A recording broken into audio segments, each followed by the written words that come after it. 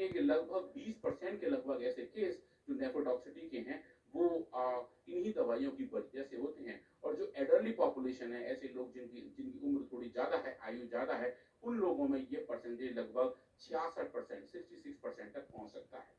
तो अगर आप देखें, ये जो औषधियां हैं इनको सही तरीके से यूज करना भी जरूरी है, पर कुछ औषधि ऐसी हैं जिनको आप यूज करें उनकी वजह से फंक्शनलिटी पे इम्पैक्ट आता ही है। और अगर बात करें हम कीमोथेरेपी ड्रग्स की, ऐसी दवाइयों की जो कैंसर के अगेंस्ट दी जाती हैं, सिस्प्लेटिन और ऑक्सीलिप्लेटिन, उनके सीधे सीधे इम्पैक्ट किडनी पर आते हैं।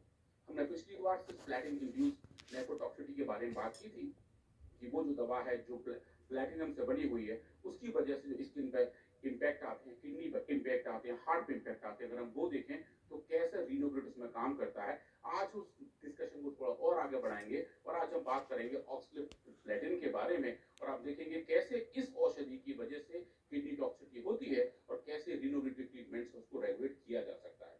और ये एक छोटा सा डेटा है जो बताता है कि ऐसे कैंसर के रोगी जिनको दवा दी जाती है, कैंसर की दवाई दी जाती है, उनमें कितने परसेंट लोगों में नेफ्रोटॉक्सिटी आती है। और आप सब देखेंगे लगभग 65% लोगों में किडनी में टॉक्सिटी आती है उन दवाइयों के साइड इफेक्ट के तौर पर। और उनके जो कारक हैं, ऑक्सीप्लेटिन एक मेजर ड्रग है जो कैंसर में दी जाती है, और ये अलग अलग तरीकों से कैंसर की सेल्स को मारती है। और उसको मारने का तरीका ये है कि ऑक्सीडेटिव स्ट्रेस जनरेट करती है और जाके कैंसर स्पेसिफिक सेल्स को टारगेट करने का प्रयास करती है। पर कभी कभी इसके जो इम्पैक्ट हैं वो हेल्दी सेल पर भी आते हैं, और किडनी की हेल्दी सेल सबसे ज्यादा इससे इम्पैक्ट में आती हैं। और ये ऐसी लिस्ट है ऑक्सीप्लेटिन की वजह से कौन कौन से ऑर्गन पे टॉक्सिटी आती है। हिपेरोटॉक्सिटी मतलब लिवर, हीमेरोटॉक्सिटी मतलब ब्लड, डीएनए डैमेज की वजह से जीनोटॉक्सिटी आ जाती है, कार्डियोटॉक्सिटी हार्ट में आती है, नेफ्रोटॉक्सिटी किडनी में आती है, न्यूरोटॉक्सिटी ब्रेन में आती है, और टेस्टोटॉक्सिटी टेस्टिस में आती है। आज हम फोकस करेंगे नेफ्रोटॉक्स के बारे में जो ऑक्सीप्लेटिन की दवा की वजह से होती है। और ये जो सिंथेटिक दवा है, ये जो कैंसर की दवा है, इसके इम्पैक्ट किडनी पे बहुत ज्यादा होते हैं। और इसके सिम्टम्स क्या होते हैं कि यूरिन का आउटपुट कम हो जाता है, फटीग रहती है, सांस लेने में दिक्कत आती है, नोजिया रहता है, हाथ पैरों में सूजन आ जाती है, और हल्का हल्का शरीर में दर्द सब बना रहता है। अब इसके अगेंस्ट हम क्या करें, ऐसे केस में क्या किया जाए, क्योंकि कैंसर के रोगी को तो दवा देनी है ताकि वो कैंसर से लड़े। उनको काफी जो कैंसर के डॉक्टर्स हैं वो इन दवाओं को देते हैं और काफी लोग उनका सेवन भी करते हैं। पर किडनी की जो है इशू वो लगातार बरकरार रहती है, और कभी कभी तो सर ये ऐसा हो जाता है कि किडनी डैमेज का रिस्क इतना ज्यादा बढ़ जाता है कि कैंसर की दवा बंद करनी पड़ जाती है। तो उस केस में कैंसर भी आगे बढ़ने लगता है, तो थोड़ी सी कंडीशन बहुत डिफिकल्ट बन जाती है। ऐसे केस में हमें क्या करना चाहिए, ऐसे केस में क्या करें, उसके लिए हमने बहुत सारे काम किए। आज हम बात करेंगे रीनोग्रिड के बारे में, जिसके अंदर 7 बड़ी बड़ी आयुर्वेदिक औषधियां हैं। अपामार्ग है, प्रशांत भेद है, पलाश है, वरुण है, पुनर्नवा है, कासनी और गोखरू है। इनका एक बहुत एनरिच एक्सट्रैक्ट रीनोग्रिड टैबलेट के तौर पर आता है, जो आप स्क्रीन पर भी देखते हैं और यहाँ भी रखा हुआ है। हमने इसके ऊपर काम किया और अलग अलग मॉडल्स को इंड्यूस करके देखा कि कैसे चेंजेस आ रहे हैं। और आप देखें, सबसे पहले हमने उसकी केमिस्ट्री करके देखी, पाया कि कौन कौन सी घटक इसके अंदर है, जो नेचर ने इसके अंदर ऐसी औषधियां पैक की हैं, वो जो कंपाउंड है वो कौन कौन से हैं। और ये जो केमिकल फिंगरप्रिंटिंग है उसके आधार पर आप उनको पहचान सकते हैं, एचपीएलसी करके उनको क्वांटिफाई कर सकते हैं कि कौन कौन से घटक किस किस मात्रा में है और हर बैच में कितने कितने हैं। और इस केमिस्ट्री करने के बाद हमने बायोलॉजी करनी शुरू की, और सबसे पहले हमने काम किया ह्यूमन किडनी सेल्स पर, ह्यूमन ट्यूबुलर एपिथेलियल सेल्स पर, हम HK2 सेल्स कहते हैं। इन सेल्स को अगर आप लेबोरेटरी में ग्रो करें और आप इनको ऑक्सीप्लेटिन दें, सर सिर्फ यही दवा दें जो कैंसर की दवा है, तो आप देखिए स्वामी जी, सर जितने जैसे हम इनका कंसंट्रेशन बढ़ाते हैं वैसे वैसे सेल वायबिलिटी कम होने लगती है। मतलब जो सेल्स हैं वो मरने लगते हैं, और वो थोड़े समय से पहले मरने लगते हैं। और आप देखें कि लगभग 30 माइक्रोमोलर तक जाकर देखें तो लगभग 70% के लगभग सेल्स मर जाते हैं। इस कंडीशन में हमने जो फर्स्ट एक्सपेरिमेंट किया कि हमने को ट्रीटमेंट करके देखा, इन किडनी सेल्स को ऑक्सीप्लेटिन तो दिया ही, साथ साथ रीनोग्रिड भी दिया, और देखा कि अगर हम 30 माइक्रोमोलर कंसंट्रेशन पे ऑक्सीप्लेटिन दें और उसके बाद अगर हम रीनोग्रिड देना शुरू करें तो क्या हम इन सेल्स को मरने से बचा सकते हैं। और सर आप ये देखेंगे हमने पहली बार ऐसा करके दिखाया कि हाँ ऐसा पॉसिबल है।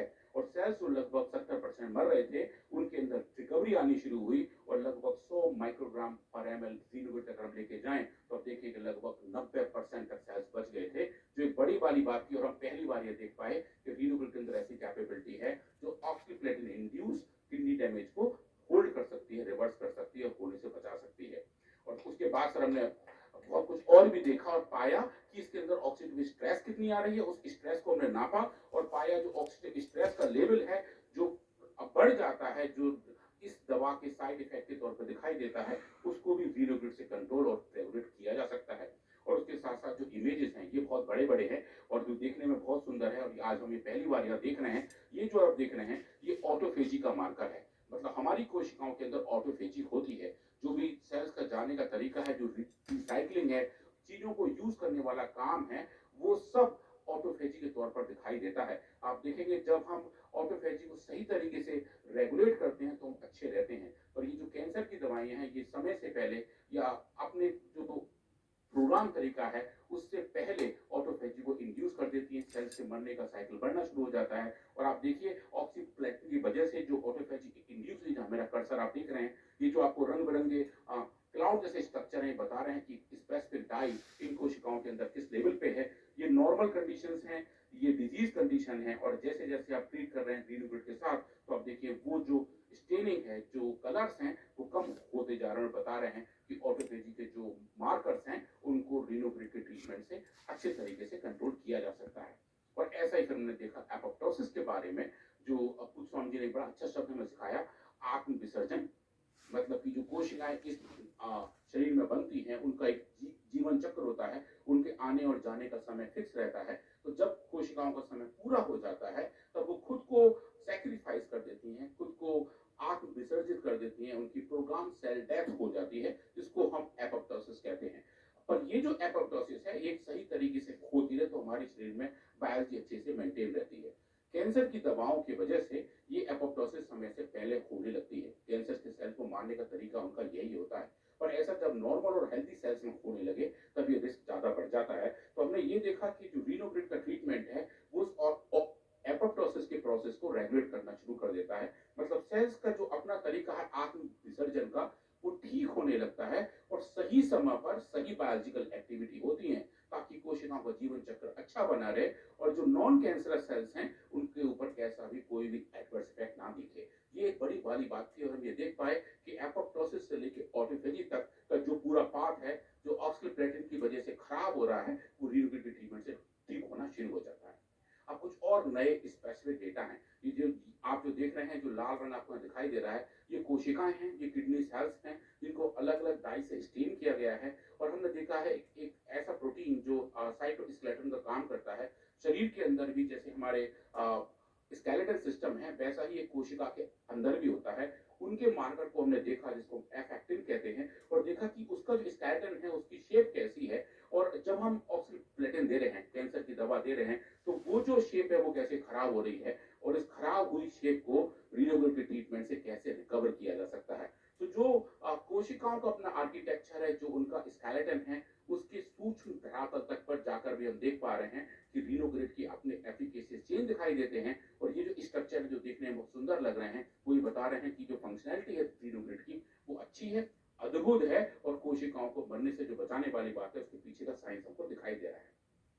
फिर न सर इस पे अलग अलग चीजों पे काम किया और पाया कि जो मार्कर्स हैं किडनी इंजरी के बायो मार्कर्स हैं, चाहे वो टिम्क हो जिसको हम टिश्यू इनहिबिटर ऑफ मेटेलोप्रोटीज 1 कहते हैं, एक ऐसा बायोमार्कर है जो एक्यूट किडनी इंजरी में बढ़ता हुआ दिखाई देता है। तो इन कोशिकाओं के अंदर हमने इसका जीन एक्सप्रेशन भी नापा और देखा जो बढ़ा हुआ लेवल है वो रीनोग्रेड के ट्रीटमेंट से उसका जीन एक्सप्रेशन भी डोज डिपेंडेंट तरीके से कम होना शुरू हो जाता है। तो बताता है कि हमारे पास जो बायोलॉजिकल एक्टिविटी दिख रही है उसके पीछे का मॉलिक्यूलर हैंडल क्या है, मॉलिक्यूलर कंट्रोल क्या है, और जो कार्यकारी सिद्धांत वाली बात है वो चेंजेस हमको यहाँ दिखाई देते हैं। और ऐसा ही फिर हमने देखा कॉपर ट्रांसपोर्टर प्रोटीन के बारे में, जिस पाथवे के थ्रू ऑक्सीप्लेटिन सेल्स के अंदर एंटर करता है उसका जो एक्सप्रेशन है वो कितना है। कैंसर सेल्स में इसका एक्सप्रेशन बढ़ा हुआ पाया जाता है, जिसकी वजह से ये दवा उन कैंसर सेल्स के अंदर जा सकती है।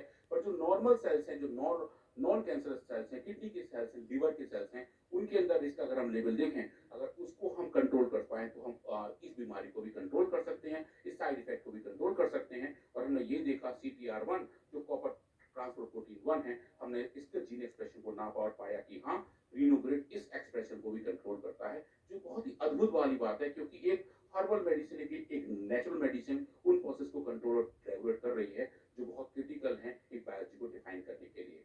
अब जो लास्ट वाली बात है सर, और जो बहुत क्रिटिकल है वो ये है कि जब जब हम रिनोवेट दे रहे हैं तो ऑक्सीप्लेटिन का जो अपना इम्पैक्ट है कहीं वो तो खराब नहीं हो रहा, मतलब जो कैंसर की सेल्स को मारने वाला काम है कहीं वो तो इम्पैक्ट नहीं हो रहा। और आप देखिए हमने दो अलग अलग कैंसर सेल लाइन पे काम किया, FT29 जो कोलोरेक्टल कैंसर सेल्स है और CR सेल जो ओवेरियन कैंसर सेल्स हैं। आप देखेंगे उन कैंसर सेल्स को मारने का जो पूरा तरीका है ऑक्सीप्लेटिन का वो कंजर्व्ड है रिनोग्रिड की अच्छे प्रेजेंस के बावजूद। कि मतलब जो बात सेलेक्टिविटी की है कि जहां साइड इफेक्ट है वहां पे हम कम कर रहे हैं और जब मेजर इफेक्ट है वहां वैसे ही बरकरार है। जो हम बता रहे हैं कि रिनोवेट किस तरीके से सेलेक्टिव तरीके से किडनी को खराब होने से डैमेज होने से बचा सकता है। और ये जो फंक्शनैलिटी है ये लगभग उसी लाइन में है जो हमने पहले देखा था सिस्प्लेटिन के साथ, वेंकोमाइसिन के साथ, एक्यूट किडनी इंजरी के साथ, कि चाहे जैसा भी किडनी इंजरी का मॉडल हो रिनोवेट में बहुत अच्छे तरीके से काम करता है। और जो तरीके हैं कि अपने किडनी की सेल्स को हेल्दी हैप्पी रखने के